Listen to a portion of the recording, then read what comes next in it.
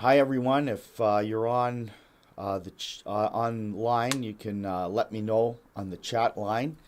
We're a couple minutes early, so we'll just wait till um, 8:30 before we begin. I understand that for some people, you have to sign in to chat, and if you don't want to do that, that's fine. But if there's anybody online that would like to uh, like to just let me know you're here. That'd be great. I can say hi to you and know that you're on. So we'll just wait for a few moments, and then we'll begin with this little devotional. Um, so I have 8:28. So we'll just wait. Hope you had a good night's sleep. I slept actually pretty good. Probably the best I've slept in a little while. So it was a good night. Maybe I'll just make also a little comment on the those tracks that went out this week. Unfortunately, we're getting a little bit of a backlash on them. People are receiving them this week, and it announces a service on Easter.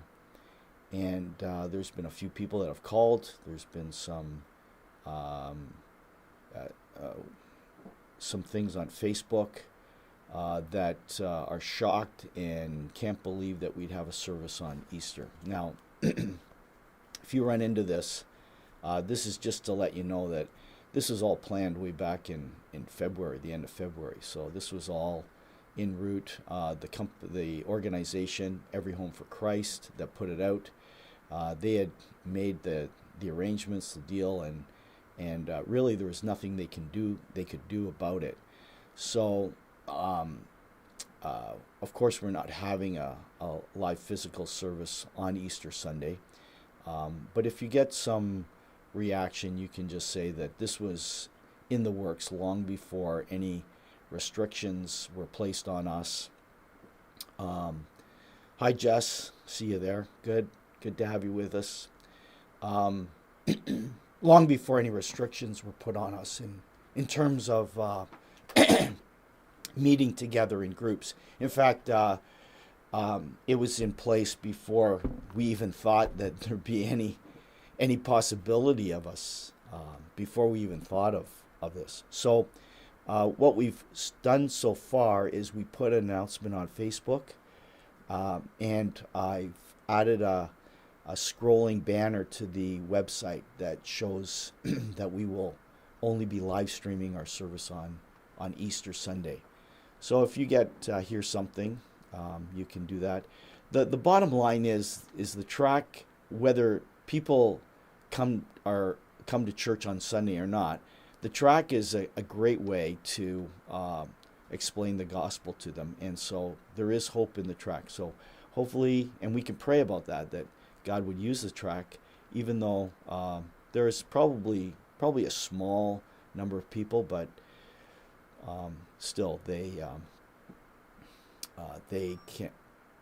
Um, I'm just getting a notice here on my camera. I don't know what that is, but anyway, um, hopefully everything will be okay. Okay, I've taken us past 8:30, and so I think we'll begin with our devotional here. Uh, um, I'll say once again that if you want to chat, say hi, Darlene, and probably Terry as well. Great to have you with us. And if you want to chat, and you can do that, fine. If not, don't feel obligated to have to sign up for anything or whatever. But love to know that you're live with us. Last week I shared with you from Joshua chapter 5, and this week I want to go back a little further to Deuteronomy 31. And I'm not going to give you that verse right now. I want to set it up first. So we'll come back to Deuteronomy 31 in a moment. But I want to want to tell you where I'm reading right now. Right now I'm in the book of Judges, reading through the Bible. And the book of Judges is a mess. The Bible is not written as some tidy little stories that are all put together that show us how good God is and all the good things that God does for us. The Bible reveals the heart of man and just how sinful man is. And especially when we read the book of Judges. Hi, Bruce and Gail. Good to have you with us. Especially when you read the book of Judges, you get a taste of how bad people can become. Israel, after a generation or two of going into the promised land, had basically become Canaanites. No, they were still Jews, but the way they lived, the way they worshiped, the way they thought was much like the people of Canaan who were in the land before they got there. And to give you an idea of how bad it got so quickly, in chapters 10 and 11 of the book of Judges, there's a judge named Jephthah. Hi, Bob. Good to have you with us. There's a judge by the name of Jephthah, and he makes a vow to God, and he says, if you will give me the Amorites into your hands, I will sacrifice whatever comes out of my tent to greet me when I return. So he goes out, he defeats the Amorites, and he arrives home, and the first thing out of his tent to greet him is his daughter. Now here's the kicker on this. Jephthah and his daughter, though they're devastated and heartbroken, they think this is a legitimate sacrifice to God. They think that this would be pleasing to God, that God would accept this sacrifice. And they go ahead with it. The father gives the daughter a couple of months to roam the hills with her friends, to weep over her life, but then sacrifices her. This sacrifice is exactly why, this kind of sacrifice is exactly why God gave the land of Canaan to Israel. Because of the practice of child worship, child sacrifice, and all kinds of horrible things, God booted the Canaanites out of the land, gave it to Israel, and now Israel, instead of taking it over and cleaning house and following God, they were worshiping the same way, some of the same idols that the Canaanites were worshiping in the land before them. And they thought somehow that this was pleasing to God. It's brutal. And the whole book is a lesson on how quickly we can turn from God to other things. We have to be so careful to keep the gospel pure and right and before us. Now let's get back to Deuteronomy 31, verse 19. And that's where I was reading in my devotions when this verse kind of really struck me. It says, Now therefore, write this song and teach it to the people of Israel. Put it in their mouths, that this song may be a witness for me against the people of Israel. So Moses is to teach this song, a song, to the Israel. And the song that he teaches is all the law and all the things that Moses has just given them in the book of Deuteronomy. He's just rehashed. Deuteronomy is, the first part of Deuteronomy stands for 2. So it's basically the second law. The whole book of Deuteronomy is basically Moses rehashing all the things God did, all the laws God gave them. And anyway, he is to teach this song. And in Deuteronomy chapter 32, you can read the song that he teaches to the people of Israel. I found it interesting that God says, teach them a song. It struck me because the day before I read this, I'd been on YouTube and I was listening to I came across a concert of a rock group that I followed. I still enjoy listening to their music but it's back from when I was in high school. I watched it. I sang. I was singing along with some of the songs in the concert. And when I'd finished that, I clicked on some other old concerts of groups that I listened to, and I sang their songs. Some of those songs I hadn't heard in decades, but they just came right back. The words just easily came out of my mouth, and I sang right along. And so when I read this verse the next morning, it dawned on me that God was so wise in telling him, write a song. It's a great way to put something into your memory that is accessible, easily accessible. There are things that trigger the memory, a word, a phrase, a place, a person. All kinds of things can trigger that memory and bring it, and the song is complete and clear in your head when you think of it, when you hear it.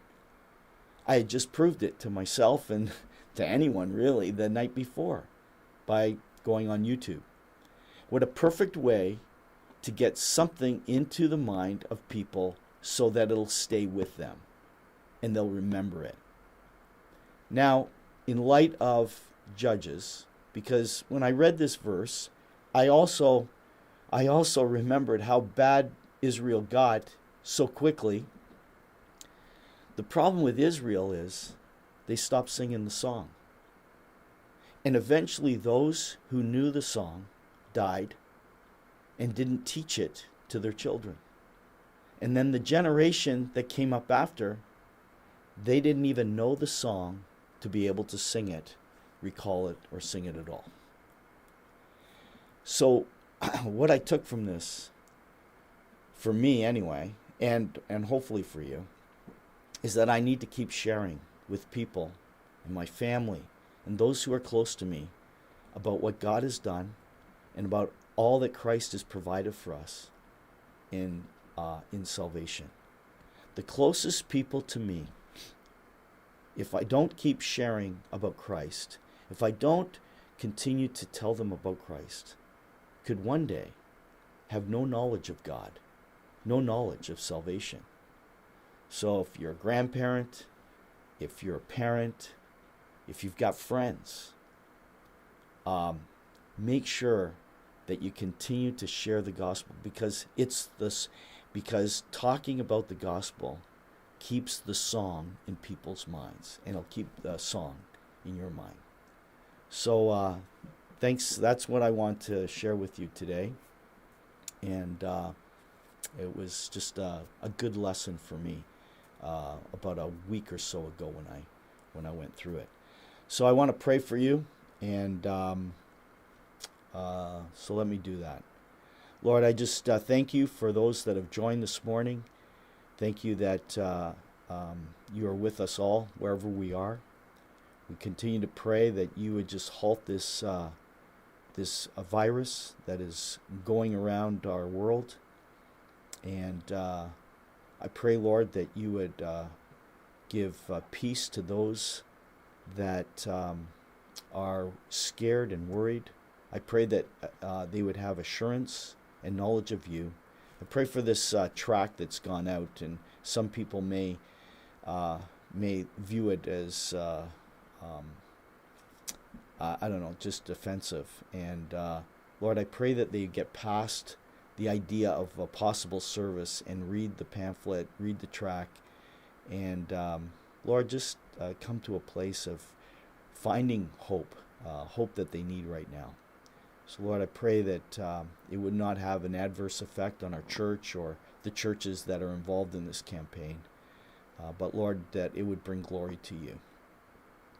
Lord, bless us today. I pray that you give us a great day and encourage us along the way, I pray. In Jesus' name, amen. Well, thank you so much for joining me. Oh, I think my camera has shut down a little bit. There we go. My camera kind of turned off there. But thanks for joining me, and trust that you have a great day. Bye for now.